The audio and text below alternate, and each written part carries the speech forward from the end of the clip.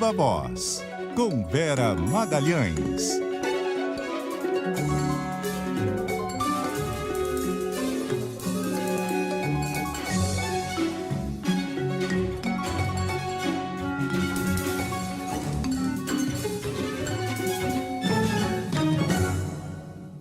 Oi, Vera, boa noite, tudo bom? Oi, Carol, boa noite para você, para os ouvintes, para quem nos assiste. Hoje, direto aqui do estúdio de São Paulo. Ah, que bom. Vera, vamos começar falando sobre a CPI do 8 de janeiro. Foi criada, começou os trabalhos hoje.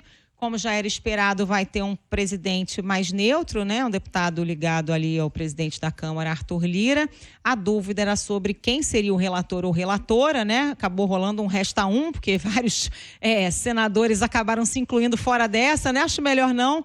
Sobrou para Elisiane Gama, que é um nome mais alinhado aí ao governo. Ela é próxima do ministro Flávio Dino, né? Pois é, ela que teve uma atuação destacada, apesar de não ser membro titular na CPI da Covid, graças àquela pressão da bancada feminina do Senado por ter voz na CPI, porque era uma CPI que tinha sido composta única e exclusivamente por homens.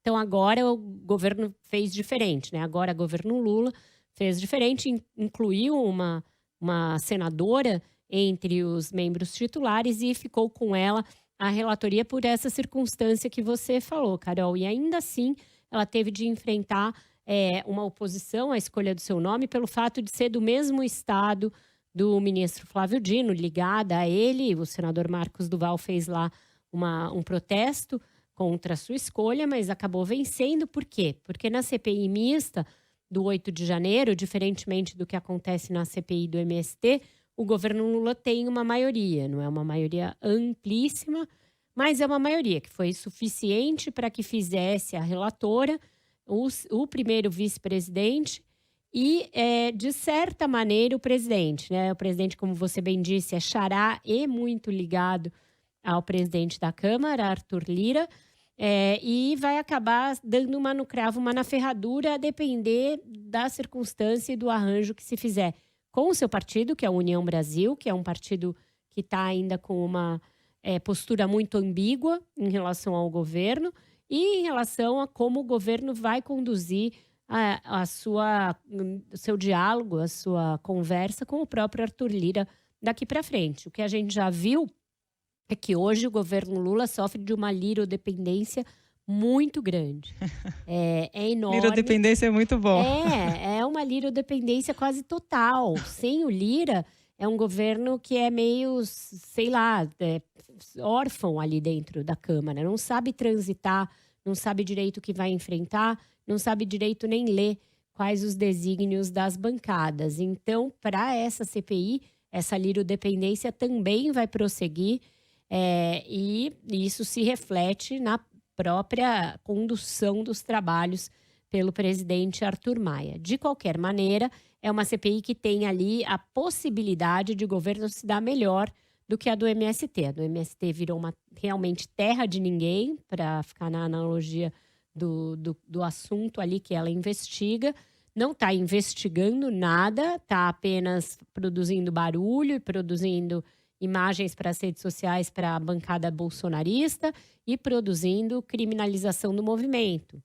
Algo para que o próprio movimento do Sem Terra contribuiu com essa onda de invasões logo no governo Lula. Quer dizer, eles fazem isso no governo de um aliado, sem medir as consequências para a imagem do próprio movimento, que vinha numa recuperação de uma parcela da classe média, graças à produção da agricultura orgânica, graças às suas cooperativas, às suas agrocooperativas que têm um ótimo trabalho. E aí isso meio pôs tudo a perder e voltou a fazer com que haja um estigma sobre o movimento que essa CPI está tratando de reforçar.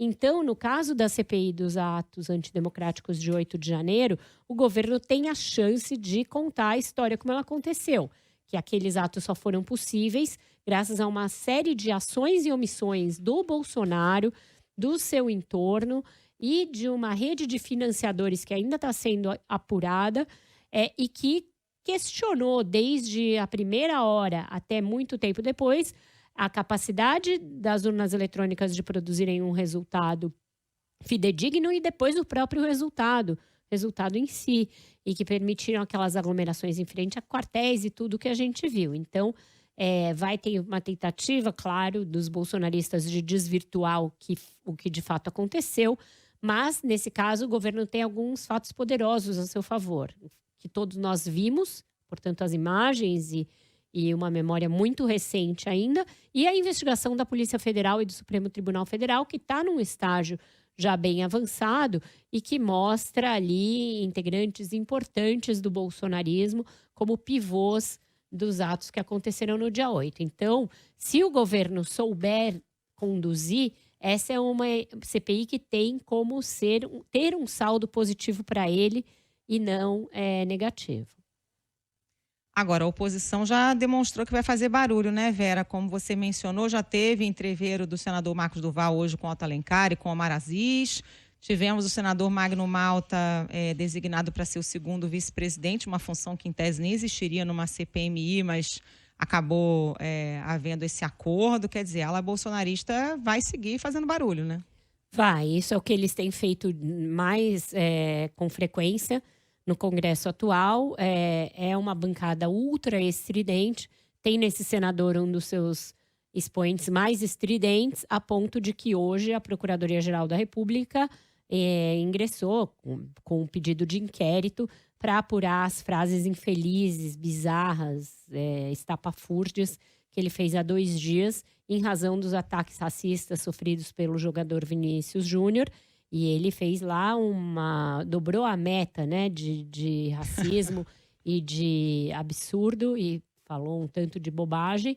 Vários advogados já tinham ingressado, inclusive com um pedido de cassação no mandato dele, e agora a PGR pede a abertura de um inquérito. Então, ter o senador Magno Malta como segundo vice-presidente é certeza de tentativa de obstruir os trabalhos, de causar só polêmica. Mas é isso, o governo tem de estar preparado para isso, porque essa é uma realidade. Tem sido uma realidade semanal nas comissões permanentes, com audiências de pelo menos 5 ministros por semana, e sempre nesse tom estridente. É uma realidade nessa CPI do MST, que é a CPI do fim do mundo, e será uma realidade nessa também, com certeza, Carol. Ô Vera, e depois daquele tratoraço ontem na área ambiental no Congresso, o governo está aí avaliando danos, né? Muita gente falou hoje, o presidente Lula chamou a Marina Silva e também a ministra dos Povos Indígenas, Sônia Guajajara, para uma reunião amanhã. Qual vai ser a linha do presidente Lula, hein? Olha, pelo que me falam, e eu falei com algumas pessoas ali do entorno, ele vai tentar convencê-las de que isso não impedirá que o governo siga na defesa do meio ambiente, na defesa dos povos indígenas e das demarcações de terras indígenas. Porém, não é bem assim que a banda toca, né, Carol? Porque na esteira da aprovação dessa nova MP, da MP totalmente reconfigurada, vem aí outros projetos que vão causar novas perdas de prerrogativas nessas 2 pastas especificamente. E aí vai se criando uma situação muito ali estranha de que, sem o Bolsonaro, sem os ruídos produzidos pelo Bolsonaro, sem a truculência do Ricardo Salles, parece que o Congresso está achando mais fácil passar a boiada agora do que antes. Eles estão achando que, sem aquele ruído todo que acabava mobilizando a opinião pública, mobilizando o exterior, eles conseguem fazer as coisas mais na maciota. Tanto que ontem foi aprovada a urgência da discussão do marco temporal dos povos indígenas, da demarcação de terra, né, dos povos indígenas, e aprovada essa MP. E aí o governo não tem força para se contrapor nem a uma coisa nem outra, e nem o Supremo, porque o pedido de urgência tem justamente o objetivo de fazer com que a Câmara vote antes do Supremo, que iria retomar o julgamento dessa causa lá no dia 4 de junho. Eles deverão tentar fazer por PEC, por proposta de emenda à Constituição. Então, veja que é uma aposta de que eles têm muita força para aprovar esse marco temporal, porque vai precisar de 308 votos na Câmara. A gente tem que ver se o Supremo vai aceitar parar com o julgamento e deixar que só a Câmara prossiga com ele, depois do Senado, ou se vai haver uma concorrência aí de prerrogativa de decidir essa questão. Mas o fato é que, nessa conversa, o Lula tem pouco a dizer para essas duas ministras para apaziguá-las e para acalmá-las. Hoje já saiu um monte de manifesto contra essa decisão de ontem. Agora mesmo eu recebi aqui um manifesto dos povos indígenas falando a esse respeito, falando dos retrocessos. E lembrando que a gente vai viver agora 1 ano dos assassinatos de Bruno Pereira e Dom Phillips, e a gente tem aí novas ameaças aos povos indígenas, quando não se imaginou que isso fosse um cenário possível no governo do Lula, né? Então, não é simples a equação. Há quem diga ainda que o presidente está muito agastado com a ministra Marina, por se considerar atraído por ela naquela questão da exploração de petróleo na foz do Rio Amazonas. Ele queria ter sido consultado antes, ou pelo menos avisado de que o IBAMA iria negar a licença para a Petrobras prospectar a existência de petróleo ali, para que ele pudesse articular um discurso uníssono do governo. Mas, na verdade, o que mais parece é que ele ficou contrariado com a decisão em si, como ele já deu algumas declarações nesse sentido, e o próprio ministro Alexandre Silveira se sentiu muito à vontade para esculhambar a ministra Marina. Vai haver aí uma nova reunião de vários ministérios, também para tentar chegar ao que eles estão chamando de um acordo nesse assunto. Mas veja, a Marina já disse que não tinha acordo possível, que é uma decisão eminentemente técnica. Se tentarem forçar um acordo, é mais uma derrota que estão impondo a ela. Então é esse o cenário atual. Acho que não vai ser uma reunião fácil, essa de amanhã. As duas ministras protestaram, seguirão protestando, e o presidente tem essa difícil tarefa de convencer a elas e ao mundo de que não será justamente no seu governo que haverá uma série de retrocessos na área ambiental. E o barato-a-voa tá grande, né, Vera? Porque a própria reação do governo, esse esvaziamento das pastas da Marina e da Sônia Guajajara foi feito com aval da articulação política do governo. Aí, diante da reação, hoje já teve post do Flávio Dino, não falando diretamente que iria judicializar, mas dizendo que a Constituição Federal diz que compete ao presidente da República dispor da organização da administração. A Gleice Hoffmann fez um post dizendo que vai trabalhar para que esse retrocesso de ontem seja revertido e que, se preciso for, escreveu ela, vamos ao STF para reaver a estrutura do meio ambiente e povos indígenas. Numa matéria que teve acordo do próprio governo. E aí o bastidor é que o entorno do Lula acha que é uma loucura contrariar o Congresso para defender Marina Silva. Enfim, o barato-a-voa é grande, fica aquele cheiro de sangue na água, e aí o Congresso, que é um dos mais conservadores dos últimos anos, aproveita a confusão, né, para passar a boiada. É isso, Carol. Você veja que a primeira reação do PT, da bancada do PT no Senado, foi fazer um tweet com vitória com uma exclamação. Pois é. E o ministro Alexandre Padilha, que hoje deu entrevista, falou em vetar a MP da Mata Atlântica, mas não falou em vetar essa. Então, ele também mostra que o governo não está querendo enveredar por essa área e talvez aceite vai aceitar, vai assimilar, vai metabolizar essa derrota, porque sabe que pode perder, que pode haver uma derrubada do veto lá na frente, o que é um desgaste ainda maior, e que, se for judicializado, o Supremo provavelmente vai dizer, olha, não cabe a nós arbitrarmos isso. Assim como eu acho que não caberia ao Congresso definir a estrutura do governo. Isso poderia ser discutido, mas foi o próprio governo que mandou uma medida provisória. Ele não fez por decreto. Tanta coisa que se faz por decreto de maneira arbitrária e que não deveria ser por decreto, essa é uma coisa que eu acho que poderia ser feita por portaria ou por decreto, porque é uma coisa de interesse interna corporis do governo. Não é que você está criando muitos órgãos para criar novas despesas, você só está alocando os órgãos segundo a competência que mais condiz com o seu próprio programa de governo. Mas não foi o que o governo fez, ele fez por meio de medida provisória, então, portanto, sujeito ao escrutínio do Congresso. Não acredito que o Supremo vá se meter numa bola dividida dessa, que já está dividida entre dois poderes, não vai ser ele a entrar nessa. Então, é uma situação muito complexa e tem outras derrotas aí no caminho, contratadas, além da do marco temporal. Por exemplo, o próprio Supremo vai julgar se pode prosseguir ou não uma ferrovia que corta a Amazônia, que é a Ferrogrão, que é um dos pedidos mais eloquentes da bancada ruralista, de todo o agronegócio.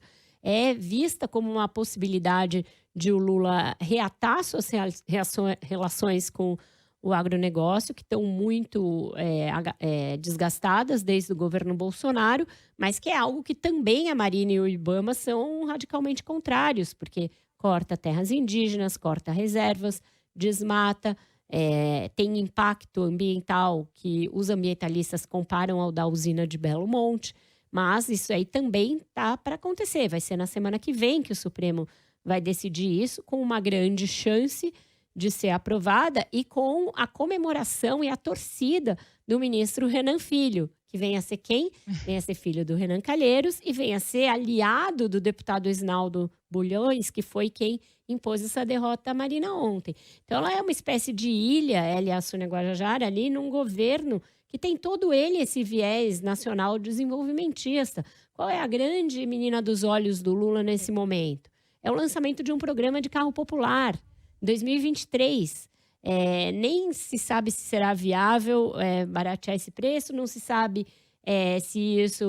o que isso vai produzir de impacto ambiental, não se sabe por quanto tempo essa indústria automotiva, do jeito que a gente a conhece, ela é viável, mas o Lula está com os olhos na reindustrialização, em carro popular, quando o mundo está discutindo substituição de combustível fóssil, veículos que sejam coletivos, né? O transporte coletivo como um substituto ao transporte individual, portanto, de carros.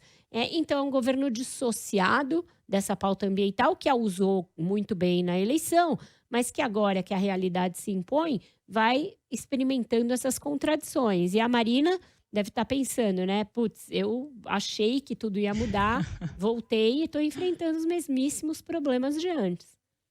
Parece aquele personagem do Jô Soares que falava, eu acreditei, lembra?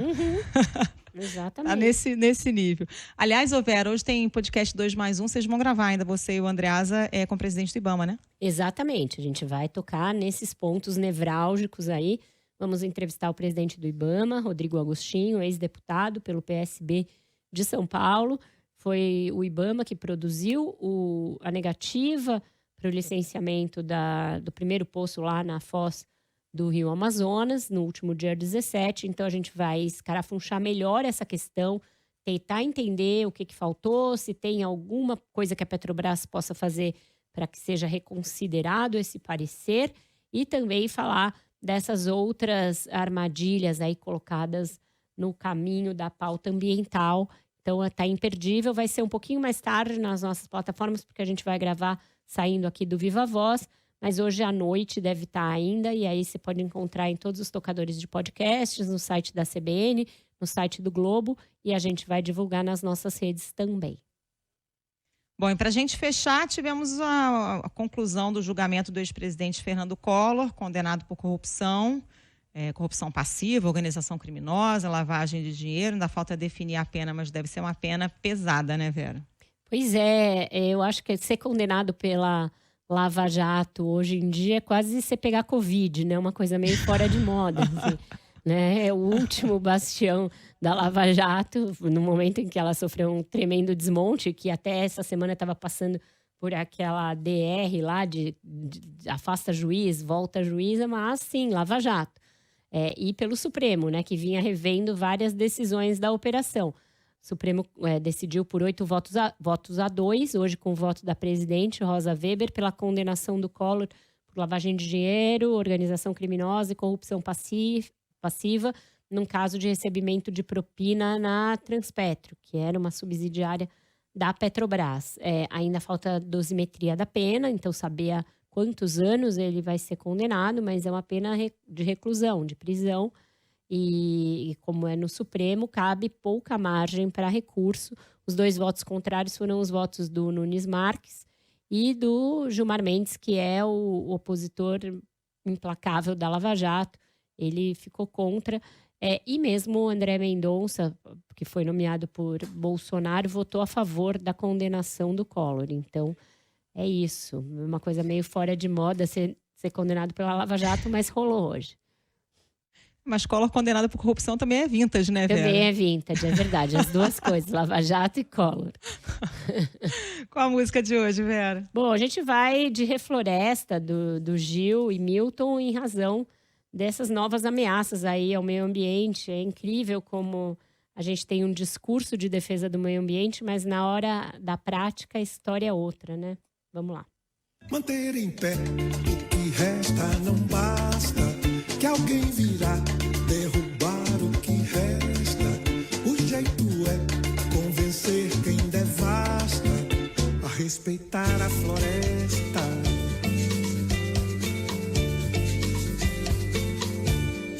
É isso. Valeu, Vera. Obrigada. Bom trabalho para você. Obrigada, querida, para você também. Que a motosserra voraz faz Intervalo. Voltamos já já. o jeito é